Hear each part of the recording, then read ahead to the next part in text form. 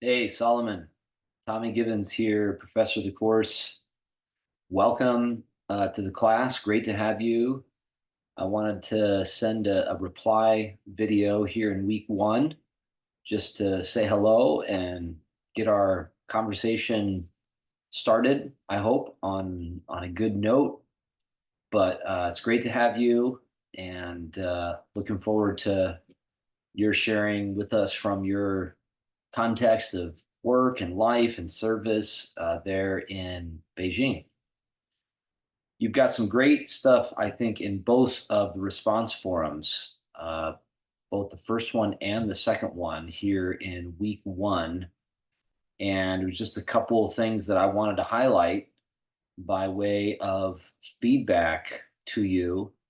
The first, I think, is that you do a good job, I think, talking about God's justice as something that reaches all people.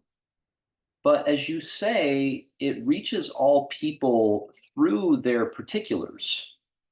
So I like how you were looking back at the life of Jesus in the Gospels and remembering some situations where Jesus even offers what appears to be a little resistance to certain characters who, in the end, prevail, you might say, and receive the healing that they are requesting of Jesus, but not without some drama. And it indicates, I think, something important, and that is that the way God's justice reaches all people is not by bypassing their particulars, their places, their relationships, their histories. All of these are really important to who people are and, in fact, how God has been present in their lives. And so, one of the key things that Paul is going to emphasize in Romans is that God has been faithful to uh, Paul's community, the Jewish community. God has worked closely with this community across the generations in a special way, even as God has been present with all peoples. And so now, as God's justice reaches its fullness in the Messiah, it doesn't simply set aside this history of relationship and commitment to the people of Israel. Instead, it emphasizes God's grace to Israel, to the Jewish community, as a way of expressing the trustworthiness of God that will finally reach to all people. So that the God that we meet, who is the creator of the world, comes to us by name through this history of the people of Israel. Doesn't mean that God is any less for the other peoples of the world, but the God who comes to all the peoples of the world is the God who has made God's self known through this dramatic history with the people of Israel. So I just liked how you were able to hold those things in tension, God's justice for all, but for all through the particulars of how God has made God's self known and how God meets people where they're at in the particulars of their life, so to speak. So good job on that, especially there in Forum 1. And in the second forum, I appreciate you pointing out that this term slave is a shameful term. I think that it was for Paul. It was a paradoxical way for him to describe himself, a messenger of liberation and of freedom who is a slave.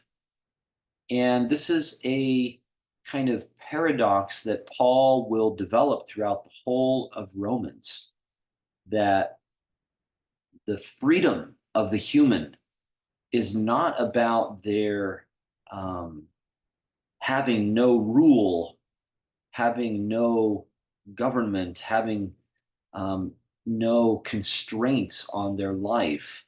Instead, freedom is being empowered by a bond to God, as God has been revealed in the Messiah. And that means a life of service. So, to put it even more kind of controversially or ironically, Paul will say in chapter 6 that um, freedom for the human is to be enslaved to God. It's a weird slavery, right? It's not being enslaved to a violent taskmaster. Instead, it is being sort of totally bound in love to God as God has been revealed, so that that is the shaping influence of all of someone's life. So we'll keep wrestling with that, but I appreciate you just calling attention to this paradox or irony that's right here at the beginning of the letter. And I also like how you talked about salvation here, because I think that we've often interpreted that as if it were primarily about where people go when they die.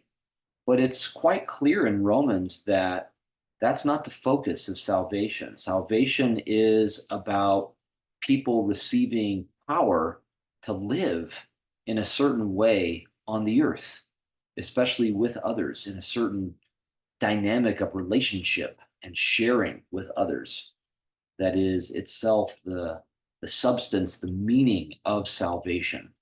It culminates, of course, in the fullness of resurrection from among the dead, but it is a present power that is at work in people's lives.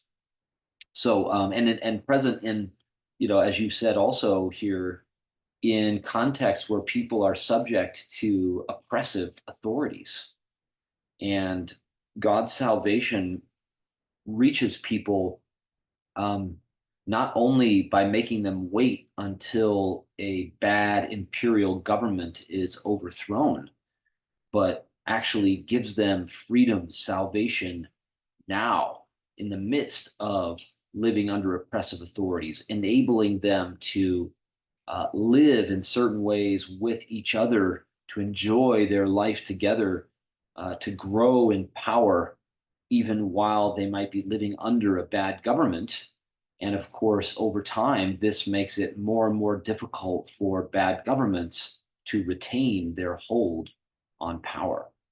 So, thanks again for some great insight, and good to get the conversation going here in week one. Appreciate the work that you put in to studying the text of Romans as well as the other readings, and looking forward to more conversation ahead.